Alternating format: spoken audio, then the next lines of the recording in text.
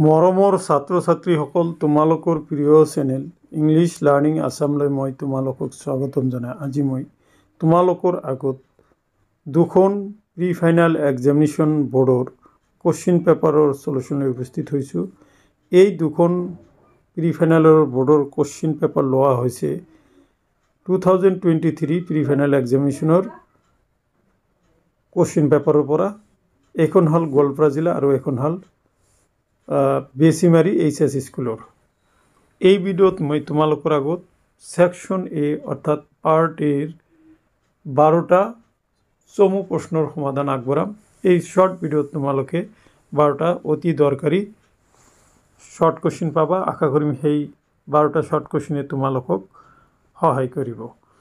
পোনপ্ৰথমতে মই তোমালোকৰ আগত গোৱালপাৰা জিলাই অনুষ্ঠিত কৰা প্ৰি টেষ্ট এক্সামিনেশ্যন 2023 কোশ্চিন পেপাৰখনৰ 2 মূল্যাংকৰ প্ৰশ্নসমূহ লৈছোঁ। প্ৰথম প্ৰশ্নটো লোৱা হৈছে দেখা 2 নম্বৰ যে নিম্নলিখিত যিকোনো প্ৰশ্নসমূহৰ যিকোনো 5টা প্ৰশ্ন উত্তৰ লিখা। মৰুভূমি ধুমুহা অভিযান মানে কি?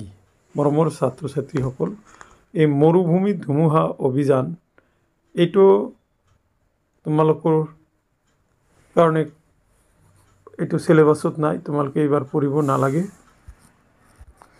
তোমালোকৰ বি নম্বৰটো লাগিব। বি নম্বৰটো হ'ল মিখাইল গৰ্বাচেভে সোভিয়েট ইউনিয়নত আৰম্ভ কৰা সংস্কাৰ দুটাৰ নাম কি? উত্তৰ মিখাইল গৰ্বাচেভে সোভিয়েট ইউনিয়নত আৰম্ভ কৰা সংস্কাৰ দুটাৰ নাম হ'ল এটা হ'ল গ্লাছ নষ্ট বা মুক্ত অৱস্থা বা মুক্ত বাতাবৰণ আৰু এটা হ'ল পেৰেষ্ট্ৰইকা বা পুনৰ্গঠন। তাৰপিছত মই তোমালোকৰ আগত এইখিনিতে আৰু এটা কথা উল্লেখ কৰি থৈ যাওঁ যে তোমালোকে এনসাৰখিনি পাই যাবা, স্ক্ৰীনশ্বট মাৰি ল'ব পাৰিবা। তাৰ ব্যৱস্থা মই তোমালোকক কৰি দিম। তো গতিকে তোমালোকে পোনপ্ৰথমতে আনচাৰসমূহ এবাৰ মুখে মুখে শুনি লোৱা, তাৰপিছত তোমালোকে কোশ্চিনৰ আনচাৰখিনি তোমালোকে পাই যাবা। তাৰপিছত দেখা প্ৰশ্ন আছে মানৱ জাতিয়ে সন্মুখীন হোৱা দুটা ভাবুকি উল্লেখ কৰা।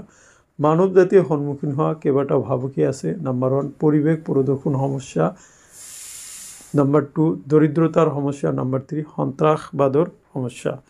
2 নম্বৰ সমগ্ৰ বিশ্বত মানৱ অধিকাৰ ৰক্ষণাবেক্ষণৰ বাবে কাম কৰি থকা দুটা বেচৰকাৰী সংগঠনৰ নাম লিখা। সমগ্ৰ বিশ্বত মানৱ অধিকাৰ ৰক্ষণাবেক্ষণৰ বাবে কাম কৰি থকা দুটা বেচৰকাৰী সংগঠনৰ নাম হ'ল নম্বৰ 1 এমনেষ্টি ইণ্টাৰনেশ্যনেল, নম্বৰ 2 মানৱ অধিকাৰ প্ৰহৰী বা ৱাচ। দুখন বালকান ৰাষ্ট্ৰৰ নাম লিখা। দুখন বালকান ৰাষ্ট্ৰৰ নাম হ'ব তোমাৰ আলবেনিয়া, বসনিয়া আৰু বুলগেৰিয়া। তাৰপিছত তোমালোকৰ ভেটো ক্ষমতা কি? দেখা ভেটো ক্ষমতা হ'ব ৰাষ্ট্ৰসংঘৰ নিৰাপত্তা পৰিষদৰ স্থায়ী সদস্য ৰাষ্ট্ৰই ভেটো ক্ষমতা প্ৰয়োগ কৰে যদি কোনো একক সদস্য ৰাষ্ট্ৰই এটি নেতিবাচক ভোট প্ৰদান কৰে, তেতিয়া স্থায়ী সদস্যৰ দ্বাৰা গৃহীত প্ৰস্তাৱ নাকচ হৈ যায়। এই নেতিবাচক ভোটদানৰ ক্ষমতাকেই ভেটো ক্ষমতা বুলি কোৱা হয়। তাৰপিছত লাষ্ট ইয়াতে আছে জন নিৰাপত্তাৰ সংজ্ঞা দিয়া। জন নিৰাপত্তা বা মানৱ নিৰাপত্তাই সাধাৰণতে জনসাধাৰণক সুৰক্ষা প্ৰদান কৰাটোকে বুজায়। জন নিৰাপত্তাই সমগ্ৰ বিশ্বৰ জনসাধাৰণৰ নিৰাপত্তা বুজায়। এতিয়া মই তোমালোকৰ আগত এই প্ৰশ্নখিনিৰ স্ক্ৰীনশ্বট মাৰাৰ সুবিধা দিম। এইটো প্ৰশ্ন তোমালোকে পাৰিবাই, কাৰণ কেইবাবাৰো মোৰ চেনেলত বা তোমালোকে পঢ়িছাই।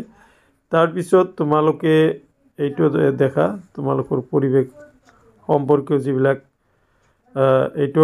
এইখিনি তোমালোকে পাই যাবা দেখা। তাৰপিছত যি নম্বৰ এইখিনি আছিল তোমালোকৰ গোৱালপাৰা জিলাই অনুষ্ঠিত কৰা প্ৰি টেষ্ট এক্সামিনেশ্যন 2023 2 মূল্যাংকৰ প্ৰশ্ন। এতিয়া মই তোমালোকৰ আগত pre final examination 2023-24 Besimari HS স্কুলৰ প্ৰশ্নটো আলোচনা কৰিম। পাৰ্ট এৰ তোমালোকে 2 নম্বৰ প্ৰশ্ন মিখাইল গৰ্বাচেভে সোভিয়েট ইউনিয়নত আৰম্ভ কৰা দুটা সংস্কাৰৰ নাম লিখা। এইটো অলৰেডি কোৱা হৈছে। তাৰপিছত দেখা তোমালোকে নেক্সট প্ৰশ্নটো আছে সাৰ্কৰ দুটা উদ্দেশ্য লিখা।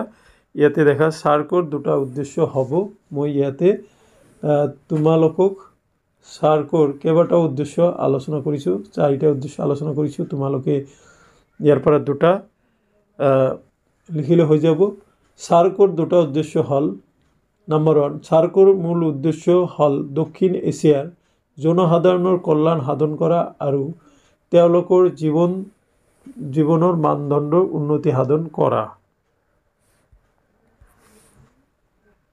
2 নম্বৰত চোৱা সাৰ্কৰ আন এটা উদ্দেশ্য হল উন্নয়নশীল ৰাষ্ট্ৰসমূহৰ সৈতে সহযোগিতা স্থাপন আৰু শক্তিশালী কৰি গঢ়ি তোলা 3 নম্বৰ দক্ষিণ এছিয়াৰ সকলো জনগণৰ সমমৰ্যাদা আৰু সক্ষমতাৰ উপলব্ধিৰ জৰিয়তে এই অঞ্চলত দ্ৰুত অৰ্থনৈতিক সামাজিক আৰু সাংস্কৃতিক উন্নয়ন সাধন কৰা 4 একেই লক্ষ্য আৰু উদ্দেশ্যযুক্ত অন্যান্য আন্তৰ্জাতিক আৰু আঞ্চলিক সংস্থাৰ লগত বন্ধুত্বপূৰ্ণ সম্পৰ্ক স্থাপন কৰা এটা আসলে সাৰ্কৰ উদ্দেশ্য নেক্সট প্ৰশ্নলৈ আহা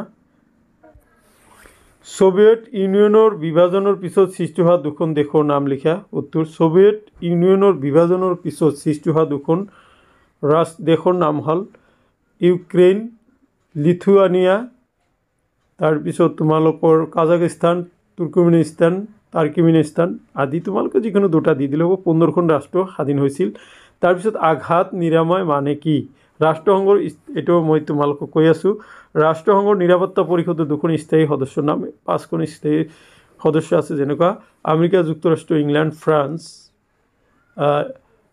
চীন আৰু ৰাছিয়া তাৰ পিছত ইউৰোপীয় সংঘৰ প্ৰভাৱ বিস্তাৰ কৰা 3খন ক্ষেত্ৰৰ নাম ইউৰোপীয় সংঘই অৰ্থনৈতিক প্ৰভাৱ সামৰিক প্ৰভাৱ আৰু ৰাজনৈতিক প্ৰভাৱ গতিকে এটো 3 মাৰ্কৰ প্ৰশ্ন আছিল এতিয়া মই তোমালোকৰ আগত আঘাত নিৰাময়ৰ উত্তৰটো তোমালোকৰ আগত আলোচনা কৰিম দেখা আঘাত নিৰাময়টো হল সাম্যবাদ পতনৰ পিছত বহুতো ৰাষ্ট্ৰই একনায়কত্ববাদী সমাজবাদী ব্যৱস্থাৰ পৰা গণতান্ত্ৰিক ব্যৱস্থালৈ পৰিৱৰ্তন হোৱাৰ এক বিষয়ত অভিজ্ঞতাৰ সন্মুখীন হ'ব লগা হল ৰাছিয়া মধ্য এছিয়া আৰু পূব ইউৰোপত IMF আৰু ওয়াৰ্ল্ড বেংকৰ অনুপ্ৰেৰণাত হোৱা এনে পৰিৱৰ্তনক আঘাত নিৰাময় বা শক থেৰাপি নামে জনা যায় সো মাই ডিয়াৰ ষ্টুডেন্টস এইখিনি আছিল আজিৰ এই ভিডিওৰ বিষয়বস্তু আজিৰ এই ভিডিওটো তোমালোকৰ বাবে উপকাৰী হৈ উঠক এই কামনাৰে ভিডিওটো ইয়াতে সমাপ্ত কৰিছো থ্যাংক ইউ